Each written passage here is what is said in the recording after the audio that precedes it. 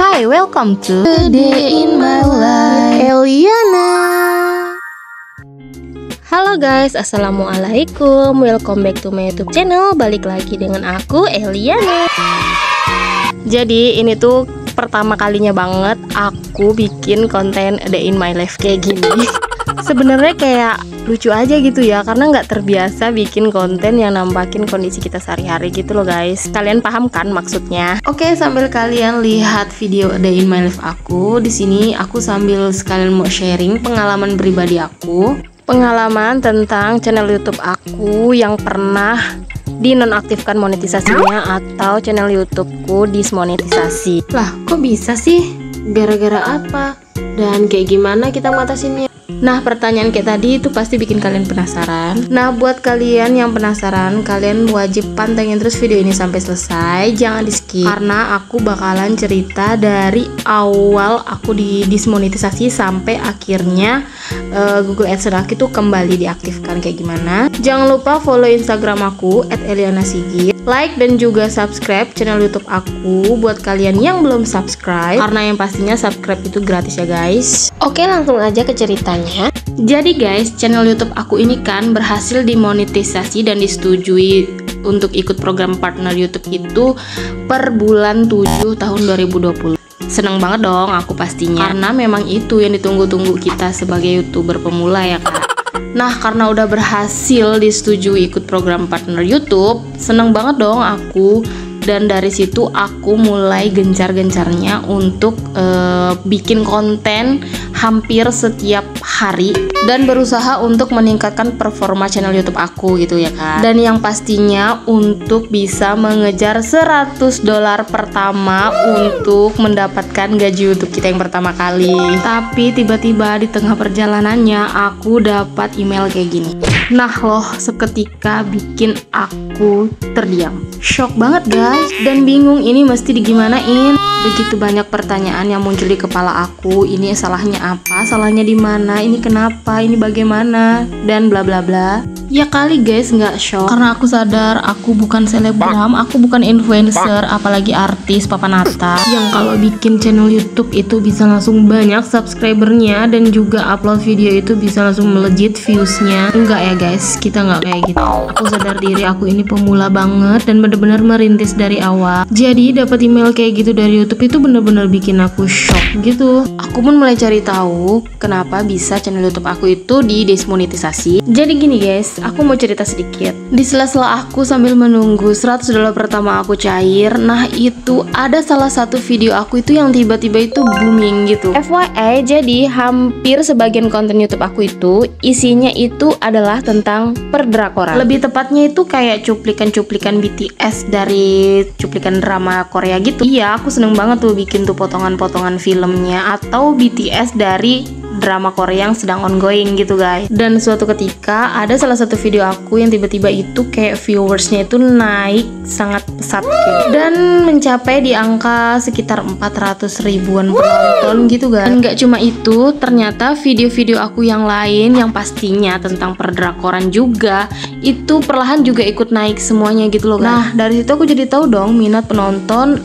dan konten-konten apa yang disukai para viewers aku ini, subscriber maksudnya. Subscriberku setiap hari makin naik, jam tayang aku juga semakin bertambah. Jadi bikin kita kayak semakin berbunga-bunga gitu ya kan. Mulai deh tuh aku semakin semangat buat upload konten-konten lainnya. Dan yang bikin nambah senengnya itu adalah di saat aku upload video terbaru, kalian tahu, selang beberapa menit aja penontonnya itu udah mencapai ribuan gitu loh guys. Ribuan viewers dan subscriber yang terus bertambah. Gimana nggak bikin semangat semakin menggebu-gebu coba. Dan di satu videonya aja selang satu hari itu udah mencapai sekitar 10 ribuan sampai 20 ribuan viewers kayak gitu. Nah di sini yang tidak aku sadari adalah di setiap video yang aku upload itu di kemudian hari itu dapat kayak notifikasi klaim hak cipta dari si empunya stasiun televisi tempat drakor itu tayang. Contohnya TVN, JTBC, SBS dan lain sebagainya. Dan bodohnya aku di sini adalah menggampangkan hal itu gitu loh, kayak menyepelekan banget. Nah, aku pikir begitu dapat notifikasi kayak gitu gampang aja, tinggal aku ganti soundnya atau aku ubah sedemikian rupa supaya udah nggak ada terdapat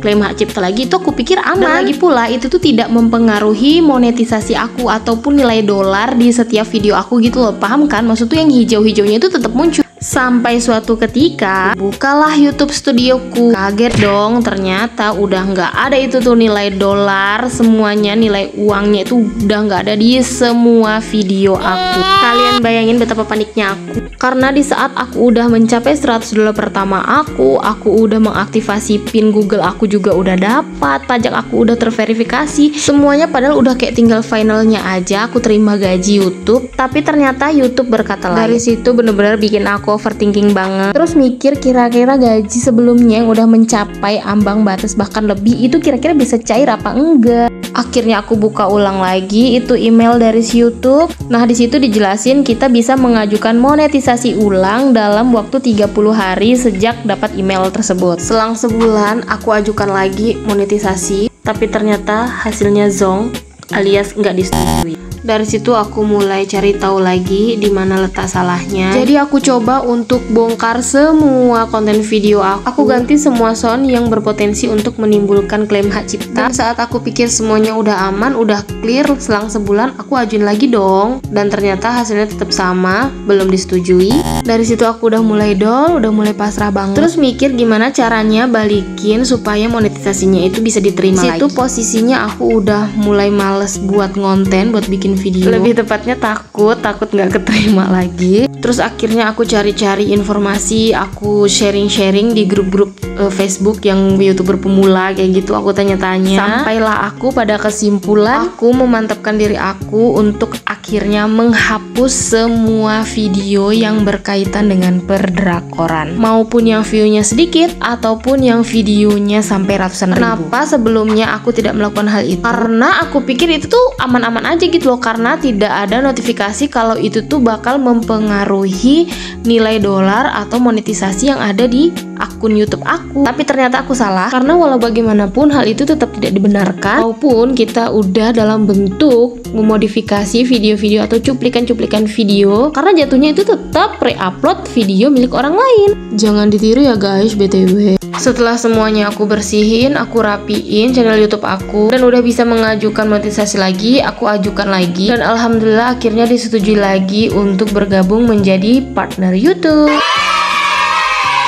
Pengalaman itu jadi pelajaran banget buat aku ke depannya. Jadi mulai saat itu aku fokus untuk bikin konten original versi aku sendiri. Karena kapok ya guys, takutnya tiba-tiba dapat notif kayak gitu lagi di email sama YouTube. Nah, jadi itu dia tadi pengalaman aku seputar akun YouTube yang sempat didismonetisasi. Sebenarnya masih banyak lagi yang pengen aku ceritain, pengalaman-pengalaman pribadi aku seputar per YouTubean ini. Tapi sayang banget durasinya kayaknya bakalan kepanjangan. Jadi kayaknya aku bikin part 2 aja ntar ya. Terus buat kalian yang nanyain gimana nasib gaji YouTube aku yang pertama bertepatan dengan bulan didismonetasinya akun YouTube aku, kira-kira tetap masuk nggak sih gajinya? Terus dengan menghapus video-video yang ada kira-kira mempengaruhi jam tayang atau enggak? Dan bagaimana dengan kondisi subscribernya dan lain sebagainya? Nanti bakalan aku jawab di video selanjutnya aja kali ya. Oke, sekian dulu video sharing dari aku. Semoga video kali ini bermanfaat. Jangan lupa like, komen, dan pastinya subscribe buat kalian yang belum subscribe. Nyalain lonceng notifikasinya supaya kita selalu terhubung di setiap video terbarunya. Bye bye. Assalamualaikum warahmatullahi wabarakatuh.